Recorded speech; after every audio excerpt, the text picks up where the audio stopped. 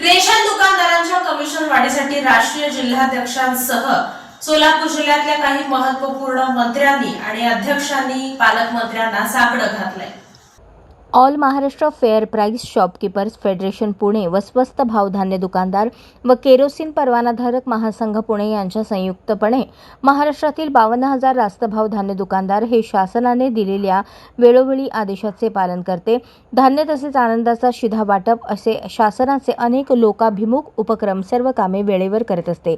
शासनाचे आधार सीडिंग, ई-KYC करणे, आयुष्मान कार्ड तयार करणे, मोबाईल सीडिंग विना मोबदला कामे वेळेत करून देत आहे। रेशन दुकानदारांना दैनंदिन जीवनात शासनाने दिलेले काम करत असताना रेशन दुकानदाराच्या अडीअडचणींपैकी प्रामुख्याने सन 2017 पासून रेशन दुकानदारांना प्रति क्विंटल 150 रुपये इतके अत्यल्प कमिशन आहे, ते आज चालू महागाईच्या हिशोबाने नव्याने कमिशन वाढ करून मिळावी।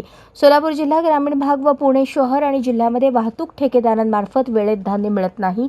काही दुकानदारांना महिनाअखेरीस धान्य मिळाल्याने धान्य वाटपास दुकानदाराला शेवटच्या 2 ते 3 दिवसात धान्य वाटप करणे अडचणीचे ठरत आहे। त्यामुळे बहुतांश कार्डधारक धान्यापासून वंचित राहत आहेत।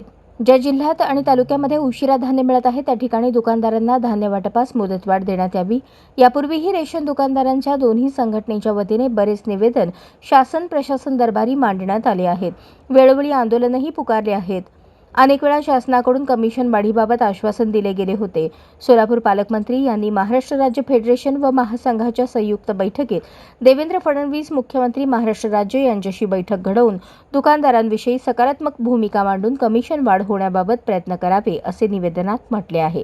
यावेळी सोलापूर जिल्हा संघटनेचे जिल्हाध्यक्ष सुनील पेंटर, डॉक्टर रवींद्र मोरे, कोल्हापूर जिल्हाध्यक्ष श्रीकांत शेटे, सातारा जिल्हाध्यक्ष सोमनाथ वचकल, पुणे जिल्हाध्यक्ष दीपक उपाध्ये, सांगली जिल्हाध्यक्ष विजय गुप्ता, राज्य खजिनदार गणेश डांगी, पुणे अध्यक्ष रमेश शर्मा, पुणे अध्यक्ष अशोक पाटील, सातारा जिल्हाध्यक्ष नितीन पेंटर, संपर्क प्रमुख वहाब शेख, उपाध्यक्ष अभिजित सड्डू, उपाध्यक्ष सोलापूर आदी उपस्थित होते।